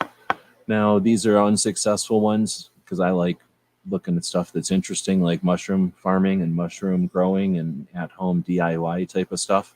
But if we looked at something like a Bluetooth headset that had, I don't know, some fancy contraption to it or some new way of doing something, those are the kind of things that people see, like the new 3D printers, some kind of new video game controller. Those kind of things are the ones that end up getting the big coverage over there. But anyhow, we've got that project going, and like I say, we've already got enough in the project to get a run of patches and probably a sewing machine. The more people that jump on, though, we'll be able to grab Allen Anchor sewing machine and really get to work. Let's see. Going back to try to read some of these if I missed anything. Trying to enslave robots seems dangerous. Will there be pro-robot patches? No. We won't do any pro-robot patches. We'll do some subtle anti-robot propaganda. But just because this robot is under our control, just because this robot will have its own sentient abilities doesn't mean it'll be able to just do whatever it feels like. So here we have the robot walking across the place. And then here we have the robot jumping around, I think. That's what it looks like when you're sewing with it. And then here it is when we are going to get it from California. We're going to have to carry it. So teaching it how to run. Free range sewing machines, good idea, bad idea. This is it wiggling, I think.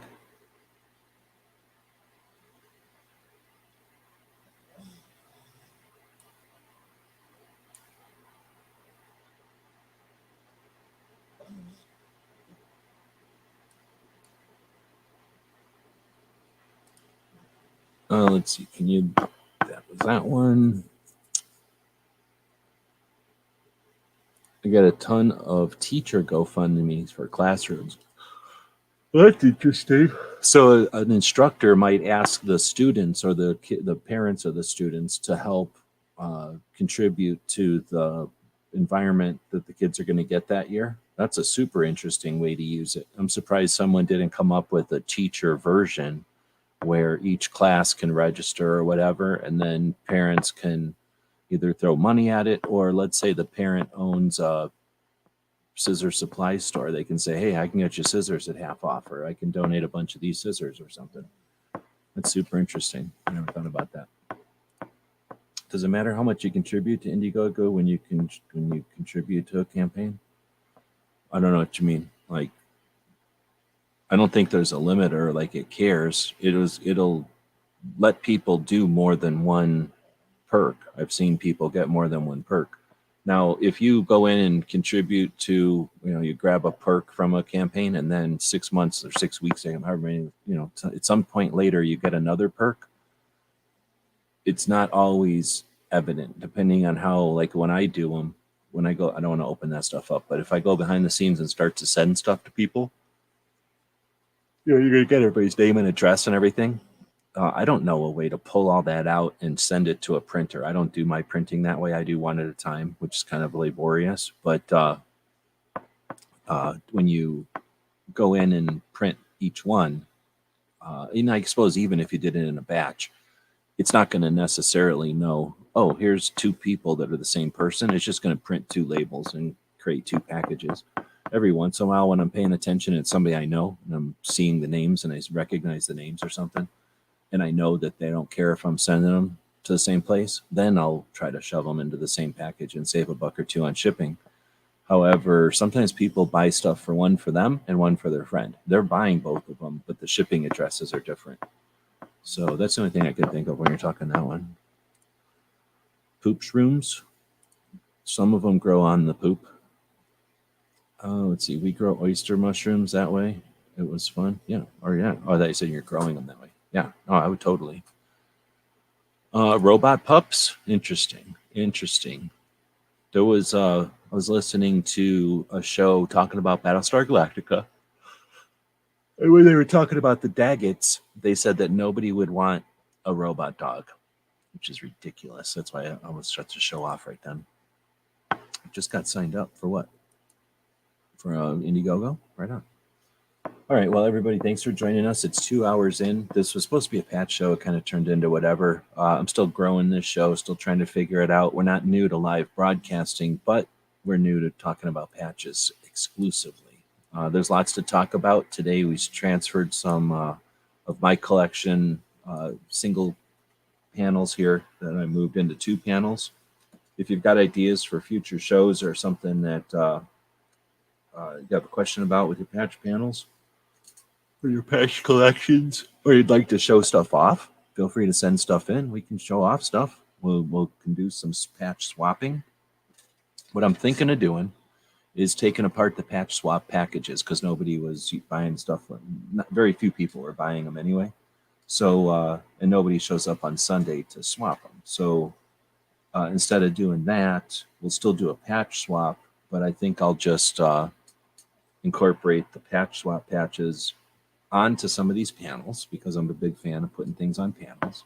And then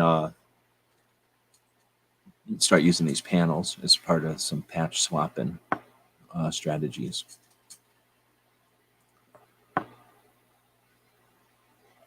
Let's see. I joined the campaign when ordering. Indiegogo forces you to tip them, but it allowed me to change the tip amount. Oh, that's interesting.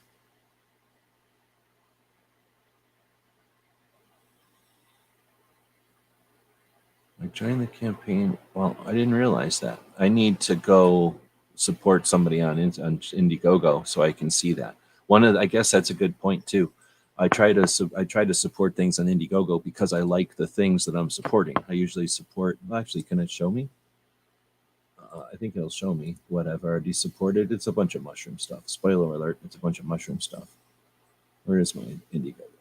Indiegogo. Let's see. Contributions. So these are our campaigns over here. And then, right, so these are our 37 campaigns that we've done. And then here's the contributions that we've made. So this was the Shall Not Be Infringed patches somebody was having made. Philosopher was having made a couple years back already. Then GunTube gave $1 to GunTube. C4 did his patches as a crowdfunder. Rick from Rick's Life as I See It. I don't think that one ever happened. I don't have a Rick's Life as I See It patch, so I'm assuming that never happened. This one was for changing it was a thing to save some of the neon signs in Vegas. I don't remember what that one was. A short film about gun laws. I don't remember that, but gave them $5. Anatomy of Rifles of World War II. Gave that one $2. This is a vegetarian restaurant here in Tucson. I gave them $65. That was back in 2015. And then Jackhammer Video Trip. I don't remember what that is. $2 to that one. Yankee Marshall did a thing. Yankee Marshall did another thing. So in that one, I guess I did. I think he screwed it up. So I got a refund on one of them. That Range 15 movie that happened a long time ago. There's Artisan Tony's repeal gun law patches. And then, like a dumbass, I helped what's his face make millions of dollars. So I have to go over and do it again. I haven't done it in 2 years. I need to go. I guess all my mushroom stuff must be on Kickstarter. So maybe that's why I wasn't finding anything. Now that I'm thinking about it, Indiegogo is more of a produced projects like books and movies and video type of stuff. If we go to what's the other one called? Kickstarter. Where is Kickstarter? Kickstarter is black and white now.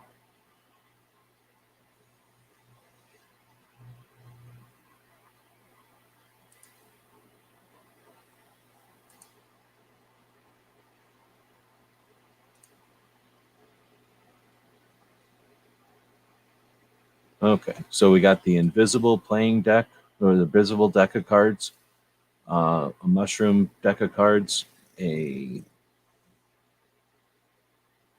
restaurant. These are all $1. Although that first one, it looks like that was 150 Hong Kong dollars. Whatever that was, probably $10, $15 maybe. Anyway, so this one is all of the vegan stuff. They don't have the dates on here. These are old though. Anyway, so I need to go support some stuff, and then I can figure out how the systems work over there.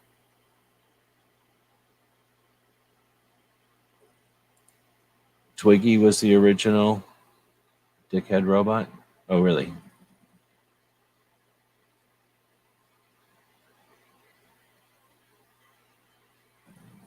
So when I go to that other one, what's the other one called? Give, Send, Go. When I go to that one, it tries to put a tip on there, and I just set it to 0 because I ain't got time for tipping that place. But I don't know if they're letting you tip it to 0. Oh, okay. The tip ain't going to me, I don't think. But I don't know. I'd have to actually check. Let me go find out.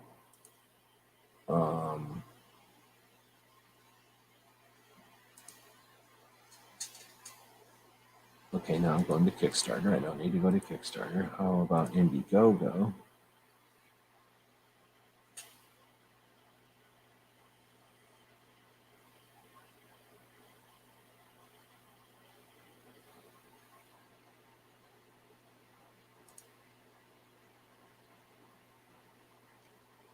I'm guessing the tip doesn't go to the campaign because then the number would be a different number. It would be like, $3 or $6, or it would be some odd number instead of being a round number.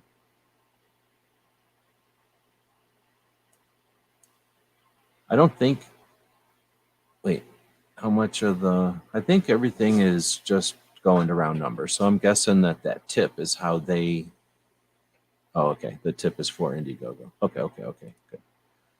So yeah, I don't think you need to help fund Indiegogo. They're definitely doing okay. They're a giant platform, and we're a tiny little project on there. I mean, if you really want to, feel free. But they're doing okay, and they take a cut out of our end, so they are getting paid one way or the other, no matter what. We're not doing anything on the free. They're taking a cut. They are offering a service. I'm not complaining. I like the project, I like the platform. Yeah, right on. Okay, good. So, oh look, whenever you said that made Puppy look up. Okay, now we're definitely ending it, but I appreciate that ending there. Some of that information at the end there, although it had nothing to do with patches necessarily. It is interesting to learn some of this stuff, and when you do real chats in real time, live with real people, guess what happens? You have real conversation. At this point, I'm almost. Come on, puppy. Come on, puppy. I'm almost positive I'm going to be corking something.